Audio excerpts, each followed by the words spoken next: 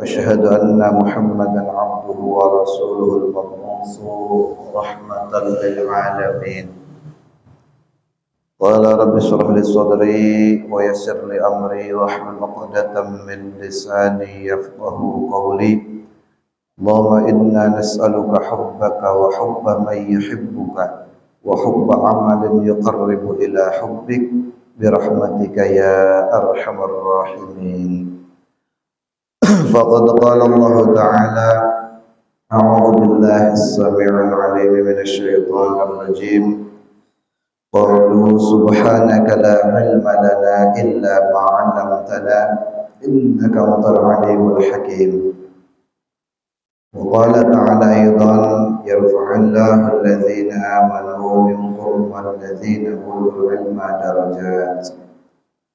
الآية. وقال النبي صلى الله عليه وسلم: كن عالما أو مستمعا أو محبا.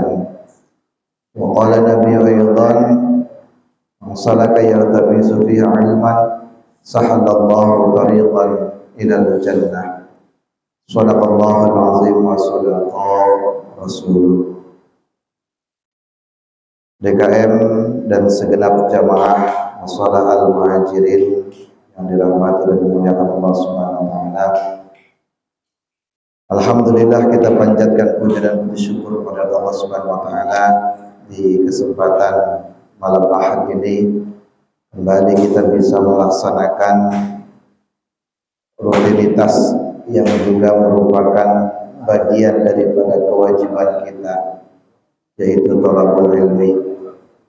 Mudah-mudahan hadirnya kita di majelis ini bukan hanya sekedar mengukurkan daripada salah satu kewajiban kita semata-mata, melainkan hadirnya kita di majelis ini mudah-mudahan juga dapat menghilangkan kebodohan dalam diri kita, juga meraih dan mengharapkan ridho Allah Subhanahu wa taala, insyaallah. Amin ya Allah ya rabbal alamin. Salawat dan juga salam semoga senantiasa tetap Allah limpah curahkan kehadiran dalam habibana wa nabiyyana Muhammad sallallahu alaihi wasallam, kepada keluarganya, sahabatnya, para tabi'in, tabi'ut tabi'in, dan mudah-mudahan kepada kita semua selaku umatnya. Hadirin jamaah yang dirahmati Allah Subhanahu wa taala, seperti biasa sebelum kita melanjutkan kajian pembahasan kitab Bidayatul Hidayah atau Hidayatus Salikin, terlebih dahulu kita bacakan suratul Fatihah yang kita hadiahkan untuk sahib kitab musannif Syekh Abu Hamid bin Muhammad Al-Ghazali, Syekh Abdul Somad Al-Albani, dan juga kita hadiahkan pula Fatihah ini pada guru-guru kita, orang-orang tua kita, dan kaum muslimin dan muslimat pada umumnya. Ila hadratin Nabi Mustafa Rasulullah sallallahu alaihi wasallam wa alihi wa azwajihi wa dhurriyyatihi wa ahli baitihi wa ila hadrati ikhwanihi min al-anbiya'i wal mursalin wal awliya'i wash syuhada'i was shalihin was sahabati wat tabi'in والعلماء العاملين والمصنفين ومن جميع الملائكة المقربين خصوصا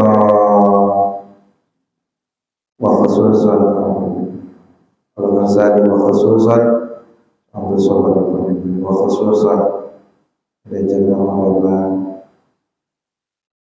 آبائنا وأمهاتنا وجداتنا وجداتنا وشيخنا ولمن استمعنا هؤلاء بسببه غفر الله لهم. الفاتحة. أعوذ بالله من الشيطان الرجيم. بسم الله الرحمن الرحيم. الحمد لله رب العالمين الرحمن الرحيم مالك يوم الدين إياك نعبد وإياك نستعين اهدنا الصراط المستقيم صراط الذين أنعمت عليهم غير المغضوب عليهم ولا الضالين. آمين. Bismillahirrahmanirrahim. Kita masih di pasal adab isti'dadi lisairis shalawat. Pada pertemuan sebelumnya kita sudah sampai dengan beberapa adab ataupun amalan berkaitan dengan sebelum atau amaliyah atau adab yang bisa dikerjakan sebelum maupun sesudah daripada sholat asar. Kemudian sebagian juga amalan sebelum maghrib dan sebagian daripada amalan sesudah maghrib. Untuk agar lebih nyambung lagi dengan pembahasan yang lalu, kita bacakan teks daripada kajian sebelumnya, yaitu diawali dengan hadis Nabi sallallahu alaihi wasallam yang berkenaan dengan keutamaan daripada salat sunnah setelah maghrib. Man shalla ba'dal maghribi rak'ataini qabla an yantiqa ma'a ahadin yaqra'u fil ula bilhamdillah wa qul ya ayyuhal kafirun wa fil rak'ati tsaniyah bilhamdillah wa qul huwallahu ahad kharaja min dhunubihi kama takhrujul hayatu min salkhiha. Ini keutamaan salat sunnah 2 rakaat yang dikerjakan setelah maghrib atau ba'diyah maghrib, di mana keutamaan salat sunnah ba'diyah maghrib ini agar kita mendapatkannya, yaitu dianjurkan agar sebelum mengerjakan salat sunnah antara salat maghrib ke isya, salat maghrib ke salat sunnah tersebut, kita tidak berbicara, tidak bertutur kata, ya, melainkan setelah kita salat maghrib kita zikir, kita doa, kemudian langsung kita salat sunnah ba'diyah maghrib. Jadi tanpa diselingi dengan ngobrol, tanpa diselingi dengan berbicara, kecuali hal-hal yang darurat tentunya. Maka apa kata Nabi? Kata Nabi, kharaja min dhunubihi kama takhruja hayatun min salkhiha. Maka Allah keluarkan darinya dosa-dosanya seperti keluarnya kulit ular. Seperti kulit ular. Jadi jamaah rahimakumullah, ini satu keutamaan yang mungkin selama ini kita melaksanakan salat ba'diyah maghrib, ya ba'diyah aja karena sudah merupakan satu rutinitas. Selain itu memang salat sunnah ba'diyah maghrib itu hukumnya sunnah muakkad, juga memiliki keutamaan kalau kita, ya, salat sunnah ba'diyah maghribnya tidak diselingi dengan ngobrol atau bertutur kata, maka kata Nabi, kharaja min dhunubihi kama takhrujul hayatu min salkhiha. Maka Allah keluarkan dia dari dosa-dosanya seperti keluarnya, ya, atau melupasnya kulit, ya, atau ular dari kulitnya, dari kulit kelombernya. Itu jamaah rahimakumullah. Adapun bacaan ayat suratnya itu rakaat pertama setelah Fatihah baca qul ya ayyuhal kafirun. Rakaat kedua setelah Fatihah baca qul huwallahu ahad. Maka itu keutamaan yang dijelaskan oleh Nabi sallallahu alaihi wasallam di dalam hadisnya. Kemudian jamaah rahimakumullah, setelah kita melaksanakan salat sunnah daripada ba'diyah maghrib atau ba'dal maghrib, maka ada beberapa amalan atau amaliyah yang bisa kita kerjakan di waktu bainal maghrib wal isya, yaitu di antara waktu maghrib dan isya. Ada banyak sekali amalan-amalan sebenarnya, hanya di sini tidak dikupas seluruhnya, hanya beberapa.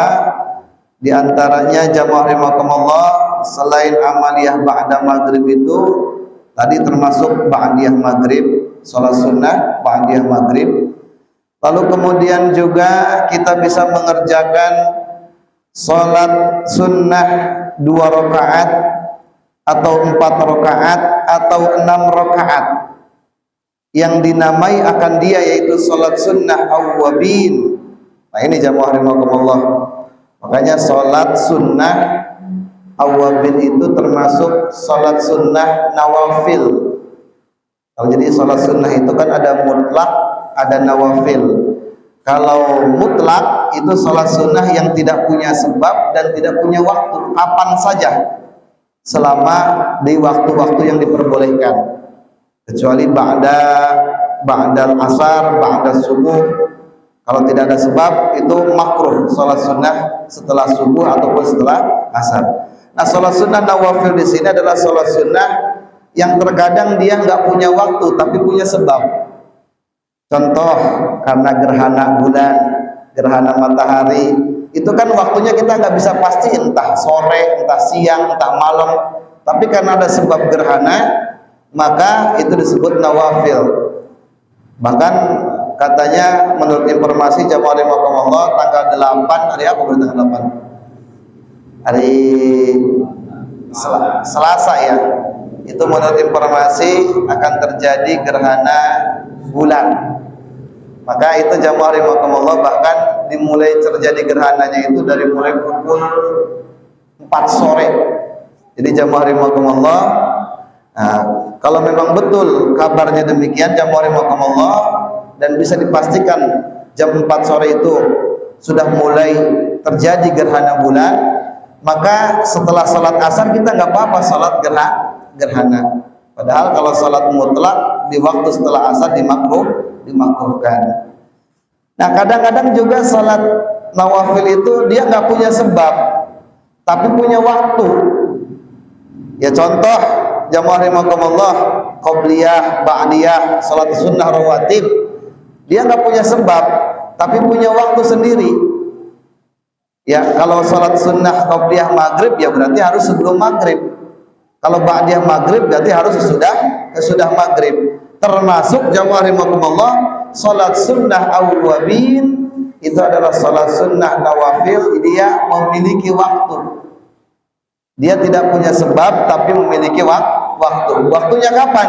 Maghrib, antara maghrib dan isya. Maka jamaah rahimakumullah kita dulu sering praktekkan, terutama ketika malam nisfu Sya'ban. Ya, ketika malam nisfu Sya'ban itu kan kita biasa mengadakan kegiatan malam nisfuan.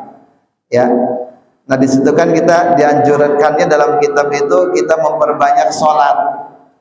Ya, memperbanyak sholat. Sholat apa? Pertanyaannya itu jamaah rahimakumullah. Sholat apa? Ya monggo silahkan kalau ada yang meyakini tentang sholat sunnah nisfu Sya'ban. Tapi kalau yang saya baca dalam beberapa bahkan termasuk kitab yang polok parukunan itu, kalau saya baca itu niatnya itu sholat sunnah malam nisfu Sya'ban. Jadi tidak disebutkan sholat sunnah apa, tapi usolli sunnatan, ya usolli sunnatan fi lailatin nisfi Sya'ban. Jadi disebutkan saya niat sholat pada malam nisfu Sya'ban. Jadi tidak dikatakan sholat nisfu Sya'ban, tidak, tapi sholat pada malam nisfu Sya'ban. Jadi kalau itu mah itu terserah Allah mau jadi sholat apalah gitu. Yang penting pada malam itu kita sholat. Jadi itu jamaah rahimakumullah, keterangannya dalam parukunan, dalam kitab-kitab ini seperti itu. Saya niat itu saya niat sholat pada malam nisfu Sya'ban. Beda artinya Pak. Sholat nisfu Sya'ban dengan sholat malam nisfu Sya'ban. Kalau sholat nisfu Sya'ban jelas seolah-olah memang ada nisfu Sya'ban itu dan dicontohkan oleh Nabi. Tapi kalau sholat malam nisfu Sya'ban, ya bisa jadi kita juga sholat malam Senin, usolli sunnatan fi lailatil isnaini, bisa saja Pak, boleh saja. Usolli sunnatan fi lailatis salasa, dan seterusnya jamaah rahimakumullah. Boleh saja kita berniat seperti itu, karena sholat itu ya kapan saja boleh, kecuali yang dimakruhkan tadi, yaitu setelah asar, setelah subuh. Kalau tidak ada sebab, maka di waktu tersebut mengerjakan sholat sunnah itu makruh hukumnya. Nah, jadi jamaah rahimakumullah, selama ini yang kita kerjakan di sholat atau di malam nisfu Sa'ban, ya inilah sholat awwabin. Jadi sholat awwabin ini jamaah rahimakumullah, ada yang mengatakan bagian daripada sholat taubat. Ya, ada juga yang mengatakan sholat awwabin ini adalah sholat untuk menambal daripada kemungkinan ya kita dulu pernah meninggalkan sholat. Banyak versinya jamaah rahimakumullah, tapi saya lebih condong jamaah rahimakumullah, sholat awwabin ini kalau ada yang berpendapat ya itu adalah sholat taubat, bisa dikatakan demikian. Bahkan jamaah rahimakumullah, apabila kita lanjut, kalau tadi kita sholat sunnah ba'diyah maghrib dilakukan ya setelah sholat maghrib dan zikirnya serta doanya, kita belum berbicara bertutur kata, apalagi kalau kita diem tidak berbicara, tidak ngobrol, dilanjutkan sampai dengan sholat awwabin tadi jamaah rahimakumullah, karena memang kata Nabi, man shalla bainal maghrib wal isya fa innaha min sholatil awwabin. Kata Nabi begitu Pak, siapa yang sholat antara maghrib dan isya, maka sesungguhnya itu adalah bagian daripada sholat awwabin. Jadi sholat yang dikerjakan antara maghrib ke isya, apapun itu niatnya, itu adalah bagian daripada awwabin.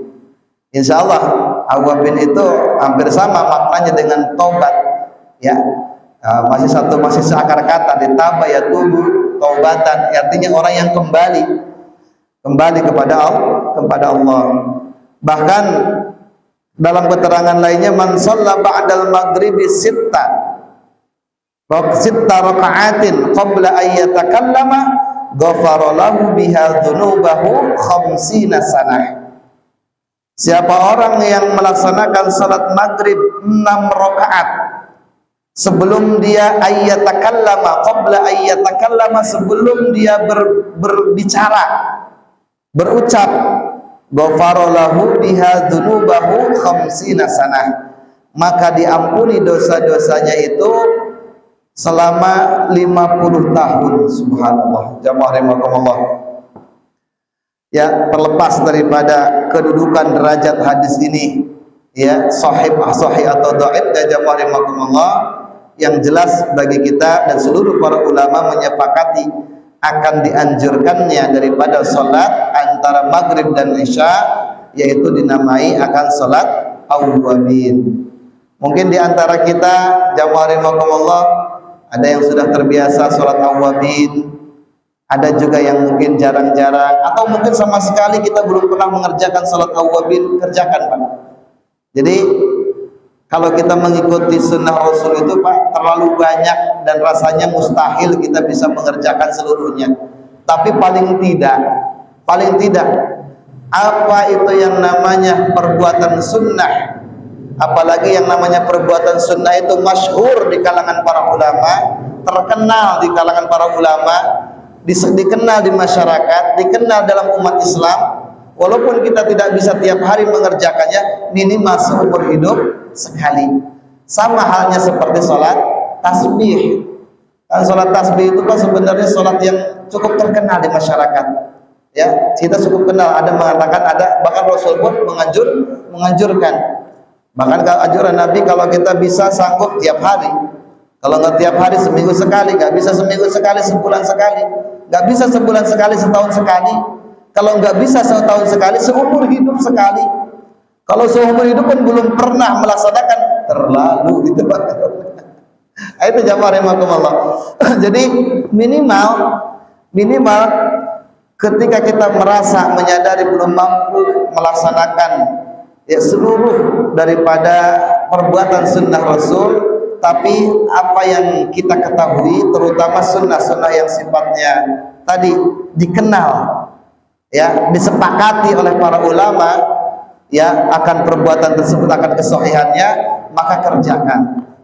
Terlepas daripada tadi keutamaannya, kalau di sini tadi keutamaannya Pak, kalau kita sholat 6 rakaat ya, kalau kita sholat 6 rakaat sesudah maghrib, sebelum dia berbicara, maka ghafarolahu biha dzunubahu khamsina sanah, maka diampuni dosa-dosanya selama 50 tahun. Jamaah rahimakumullah, itu sebagai motivasi saja supaya kita semangat. Intinya apapun pahala yang Allah berikan, Allah siapkan bagi mereka, bagi kita yang mau melaksanakan salat awabin, ya itu hanya sebagai motivasi saja. Kita serahkan semua sepenuhnya kepada Allah. Berapapun, bagaimanapun Allah memberikan keutamaan daripada salat awabin itu, kita serahkan kepada Allah. Yang jelas salat awabin ini jamaah rahimakumullah dikenal di zaman Rasul, di zaman sahabat, zaman tabi'in, sampai dengan sekarang salat awabin. Jadi kalau kita belum pernah sama sekali, minimal kita mengerjakannya. Apalagi tadi, kalau kita mengerjakannya dari salat maghrib, kemudian zikir, doa. Nah, kemudian setelah doa kita ba'diyah. Nah, ba'diyahnya saja tadi kata Nabi apa tadi? Ya maka kharaja min dzunubihi kama takhrujal hayatu min sulhiha.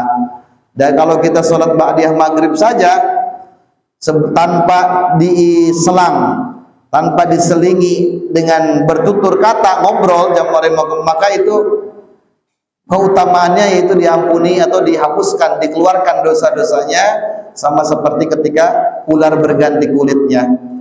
Apalagi kalau kita lanjutkan tuh, maka di sini Pak jamaah rahimakumullah, kalau bisa nih Pak, mohon maaf ya, kalau istilah puasa mah Pak, ya sebenarnya yang namanya puasa itu kan bahasa kita Pak ya. Ya sebenarnya kalau yang namanya puasa itu kan bukan hanya dari makan minum saja Pak. Ada juga kadang-kadang puasa orang itu dari memandang sesuatu yang tidak baik. Puasa juga dia itu berpuasa dari pikiran-pikiran kotor. Termasuk puasa itu adalah puasa berbicara yang tidak ada maknanya, tidak ada gunanya. Nah itu jamaah rahimakumullah minimal. Ya, nah kadang namanya manusia Pak jamaah rahimakumullah, kadang kita namanya ngobrol kan paling demen banget Pak ya. Walaupun katanya gitu, kalau kata dokter Aisyah Dahlan gitu, itu biasanya kemampuan seorang laki-laki itu berbicara sehari semalam itu maksimal katanya itu 10.000 sampai 15.000 kata. Beda dengan perempuan. Kalau perempuan itu bisa 15 sampai 25.000 kata. Gitu jamaah rahimakumullah. Kalau kata dokter Aisyah Dahlan kan begitu. Kemampuan berbicaranya perempuan itu lebih banyak daripada laki-laki. Ya makanya kalau istri lagi ngomong, dengerin aja Pak, nggak usah disautin lagi, nggak bakalan menang Pak. Nggak bakalan menang, diam aja Pak. Apalagi mohon maaf jamaah rahimakumullah, kalau saya tiap hari di luar udah ngobrol mulu, nyampe rumah mah geliber Pak. Udah lemes, udah ngomong mulu jamaah rahimakumullah. Ya, nah ini, jadi jamaah rahimakumullah minimal kita dari maghrib ke isya puasa ngobrol, puasa ngomong yang tidak berguna. Kecuali taklim seperti ini. Ya, ini beda lagi. Kita punya keutamaan taklim jauh dibandingkan dengan amal-amal lainnya. Karena taklim ini luar biasa jamaah rahimakumullah. Yang penting hadirnya kita niat ikhlas ke sini. Mau di sini kita ngantuk kek, mau di sini kita ngobrol kek, mau di sini kita sampai rokokan kek dan sebagainya jamaah rahimakumullah. Insyaallah pahalanya luar biasa jamaah rahimakumullah. Itu hebatnya orang yang menuntut ilmu jamaah rahimakumullah. Jadi nanti kalau kita tidak punya kegiatan seperti thalabul ilmi ba'da maghrib itu bisa kita kerjakan tadi ya, tidak berbicara, tidak ngobrol setelah sholat maghrib sampai dengan minimal sampai dengan dikerjakan sholat sunnah ba'di. Apalagi kalau kita punya niat mau sholat awabin nih dari habis maghrib, usahakan kita nggak ngobrol, jangan bertutur kata. Itu kalau ada ngobrol gila-gila aja, pakai isyarat aja udah. Kalau pasang-pasang banget pakai isyarat aja gitu. Ya, gitu jamaah rahimakumullah. Nah itu. Jadi karena ini syaratnya itu Pak. Syaratnya man shalla ba'dal maghribi sitta raka'atin qabla ayyatakallama, ada kalimat qabla ayyatakallama, sebelum berkata-kata, sebelum bermukalama, sebelum berbicara, maka diampuni dosanya 50 tahun. Mudah-mudahan jamaah rahimakumullah. Ya walaupun keterangannya di sini salat awabin itu ya bisa 2 rakaat, bisa 4 rakaat, bisa 6 rakaat. Tapi tadi ya usahakan ya kalau bisa mampu 6 rakaat, 6 rakaat, karena punya keutamaan sendiri. Lalu kemudian jamaah rahimakumullah, apa yang kita baca ya termasuk ini perbuatan sholat 6 rakaat setelah maghrib atau awabin ini, sebagaimana banyak disebutkan dalam kitab-kitab, di antaranya karangan para ulama Syekh Abdul Rauf di dalam kitab yang bernama Iqazul Qawabil Al-Mutaqarrabu bin Nawafil, yaitu dibaca dahulu doa ini kemudian daripada sesudah salat sunnah rotibah maghrib. Nah ini Pak, tapi ada ini Pak, bahkan ada tambahan jamaah rahimakumullah. Jadi setelah salat sunnah rotib ba'diyah maghrib, kalau kita hafal ya, kalau kita hafal kita baca ya sebelum salat sunnah awabin, marhaban bi malaikatil lail, marhaban bil malakainil karimain al-katibain, uktuba fi suhifati inni ashhadu an la ilaha illallah wa ashhadu anna muhammadan abduhu wa rasuluh wa ashhadu anna al-jannata haqq wan naru haqq wal khawdu haqqun was syafa'atu haqqun was siratu haqqun wal mizanu haqqun wa ashhadu anna as-sa'ata haqqun atiyatun la raiba fihi wa anna allaha yab'atsu man fil quburi. Allahumma inni a'udzubika, Allahumma inni udi'uka hadhihi syahadati liyaumi hajati ilaiha, Allahumma hdud biha wizri waghfir biha dhanbi wa thaqqil biha mizani wa aujib biha amani wa tujawiz anni ya arhamar rahimin. Pasti gak hafal Pak, saya juga masih baca gitu. Yang penting ya nggak apa-apa lah, kalau kita nggak apa cukup nggak apa-apa. Marhaban bi malaikatih ya, marhaban bi malaikatil lail ya, selamat datang wahai ya, selamat datang dengan kemuliaan para malaikat-malaikat malam. Karena kan maghrib baru udah jelaskan Pak ya, maghrib itu pada saat maghrib pergantian malaikat ya. Bahkan marhaban bi malakain ya, marhaban ya, selamat datang kepada 2 malaikat karimain, 2 kemuliaan, katibain, 2 malaikat pencatatan ya, uktuba ya, tulislah di dalam sahifati, di dalam lembaran-lembaran, bahwa aku ini inni asyhadu an la ilaha illallah wa asyhadu anna muhammadan abduhu wa rasuluh wa asyhadu annal jannatal haqqun. Minimal gitu Pak. Ya Allah, kita mohon seolah-olah kita ini sedang ngobrol dengan malaikat, minta tolong malaikat pencatat, terutama malaikat pencatat ya, menjaga malam, catatlah. Ada kalimat di sini, ada fi'il amar, uktuba ya, uktuba, tulislah fi sahifati, di dalam lembaran-lembaran catatan amalmu wahai malaikat, inni sesungguhnya aku asyhadu an la ilaha illallah, sesungguhnya aku bersaksi bahwa tiada Tuhan selain Allah, wa asyhadu anna muhammadan abduhu wa rasuluh wa asyhadu anna sampai situ minimal enggak apa-apa. Jadi marhaban bi malaikatil lail, ayo Pak, marhaban bi malaikatil lail, kemudian marhaban bil malakain al karimain al katibain, uktuba fi sahifati anna ashhadu an la ilaha illallah wa ashhadu anna muhammadan abduhu wa rasuluh. Hafal ya? Insyaallah ya. Marhaban bi malaikati ya, marhaban bi malaikatil lail, marhaban bil malakain al karimain al katibain, uktuba fi sahifati asyhadu an la ilaha illallah, inni asyhadu an la ilaha illallah wa asyhadu wahdahu la syarikalah, boleh, asyhadu anna muhammadan abduhu wa rasuluh. Jadi kita mohon jamaah rahimakumullah, dalam pada situ seolah-olah kita sedang berdialog dengan malaikat yang baru saja menggantikan tugasnya dari malaikat yang berganti di waktu maghrib, yaitu jamaah rahimakumullah, akan dimohonkan kepada terutama malaikat katibain Itu malaikat pencatat amal, ya, pencatat amal. Dengan mengatakan tadi marhaban bi malaikatil lail, marhaban bi malakain, marhaban bi malakain al-karimain al-katibain. Oktoba fi sahifati inni asyhadu an la ilaha illallah. Nantilah kita share, tenang. Sekarang enggak hafal, deh share aja pokoknya. Ya, itu enggak apa-apa walaupun kita enggak salat awabin gitu ya, minimal habis maghrib setelah ba'diyah maghrib. Ya, jadi doa setelah ba'diyah maghrib. Marhaban bi malaikatil lail wa marhaban bi malaikatil karimain, atau marhaban bil malakain al karimain al katibain uktuba ya fi sahifati inni asyhadu an la ilaha illallah wa asyhadu anna muhammadan abduhu wa rasuluh. Minimal itu Pak, jamaah rahimakumullah doanya. Baru setelah itu kita sholat sunnah awabin gitu, jamaah rahimakumullah.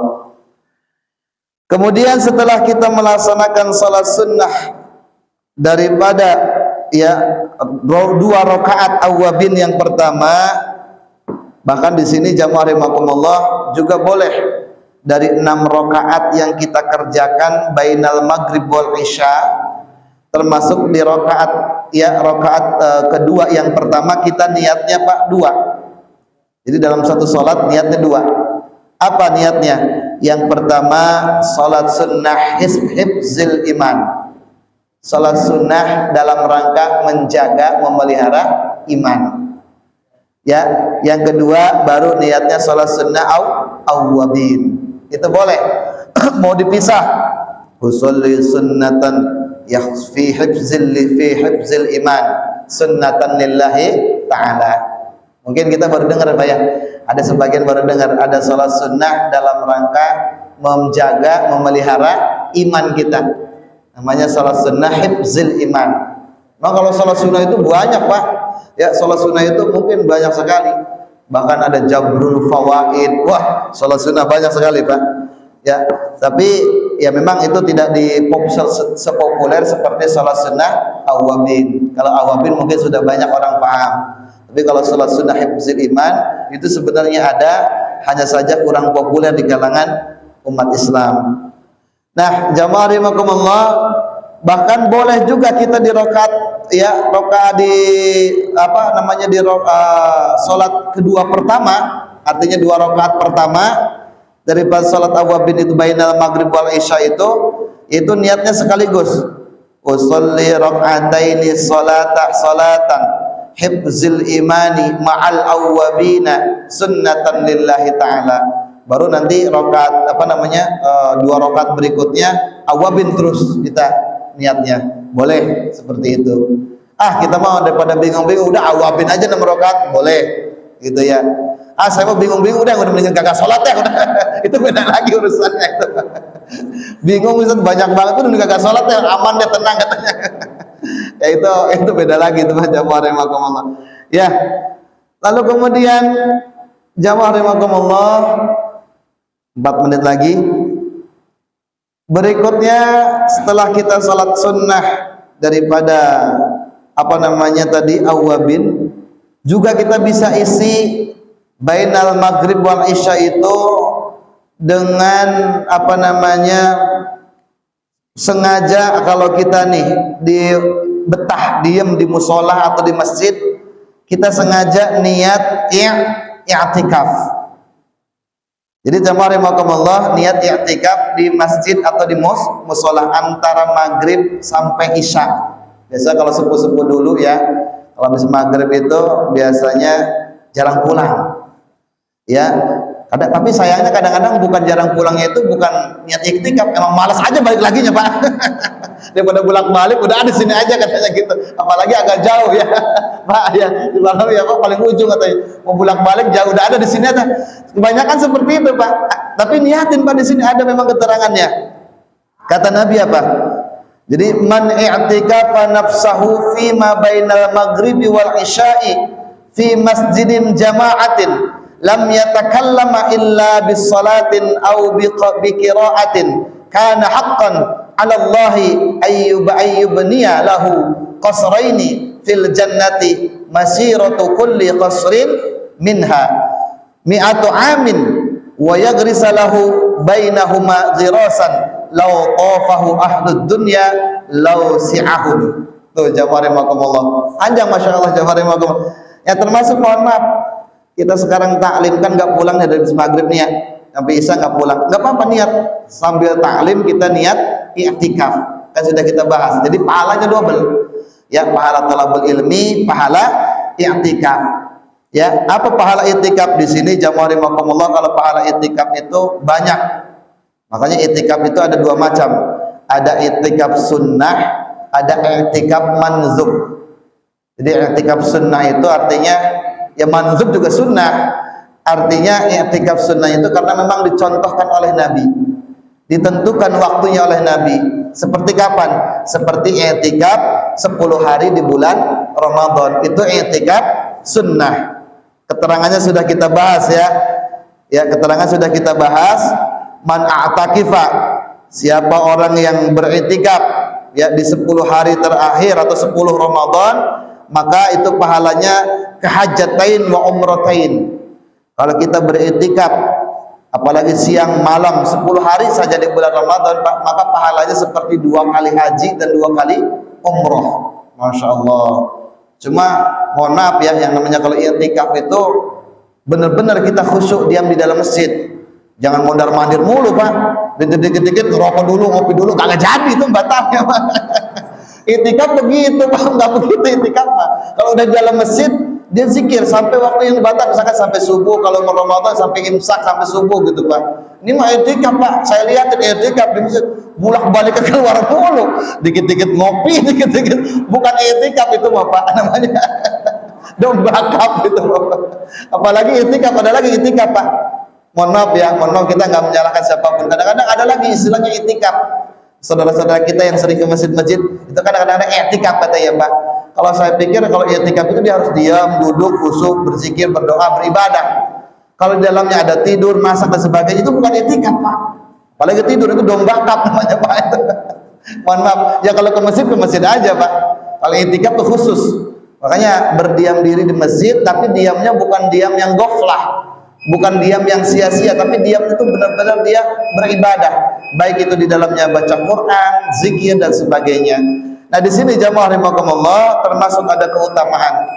Kalau kita mau berdiam diri i'tikaf di dalam masjid, di tempat sholat berjamaah, karena hadisnya mengatakan begini Pak. Tadi man i'tikafa nafsahu fi ma bainal maghribi wal isya'i tuh Pak, fi masjidi jama'atin lam yatakallam tuh Pak. Lam yatakalam lagi baik Pak. Barang siapa yang i'tikaf ya, beriktikaf ya, dirinya itu antara maghrib dan isya di masjid tempat sholat berjamaah. Ya, berarti di sini boleh di musola Pak. Ya, boleh karena tempat sholat berjamaah bukan hanya di masjid. Masjid sama musola sebenarnya sama. Ya, kita juga masjid juga Pak. Ya, cuma kalau kita baru jami, kalau itu masjid itu yang apa pakai sholat Jumat itu masjid jami. Tapi kalau Bapak nanti umroh atau haji Pak sama orang Arab, jangan nanyain ya, jangan nanyain Sayyid Pak, aina musola, nggak bakal dikasih tahu Pak. Di mana musola, di mana musola? Musola nggak ngerti mereka, nggak musola Pak. Ya mungkin paham atau nyaman, tapi di sana jarang sebut musola. Soalnya sebut semuanya, baik yang tempat sholat Jumat, mau sholat tidak sholat Jumat, tidak mengadakan sholat, semua masjid namanya Pak. Masjid itu ya, memang masjid itu kan tempat sujud ya. Itu peribahasa doang. Kalau di kita kan paling banyak istilahnya, apalagi musola Pak ya. Musola pada apa? Balanggar, surau. Kalau di Cirebon Tajung gitu ya. Dari bahasa kita ada musola, mukagak kan gitu ya. Macam-macam kan gitu. Jamaah rahimakumullah. Wallahu alam. Ya, sampai sini dulu jamaah rahimakumullah. Ya, sampai masih ada Pak amalan-amalan lainnya, insyaallah nanti kita akan lanjutkan. Masih ini masih 2-3 lembaran lagi Pak. Jamaah rahimakumullah. Ini pun sudah disingkat-singkat termasuk doa-doanya. Kita tidak berdoa, cuma tadi minimal tadi doa setelah sholat sunnah ba'diyah maghrib sebelum awwabin. Mohon itu nanti supaya kita ya ada perbendaharaan, nambah perbendaharaan doa lah. ya, karena setiap sholat sunnah pun ada doanya, ya. Mudah-mudahan nanti kita bisa hafal. Amin ya Allah ya Rabbal alamin. Al-Fatihah. A'udzu billahi minasyaitonir rajim. Bismillahirrahmanirrahim. Alhamdulillahi rabbil alamin. Ar-Rahmanir Rahim. Maliki yaumiddin. إياك نعبد وإياك نستعين اهدنا الصراط المستقيم صراط الذين أنعمت عليهم غير المغضوب عليهم ولا الضالين هدانا الله وإياكم أجمعين والله موفق إلى أقوم الطريق والسلام عليكم ورحمة الله وبركاته.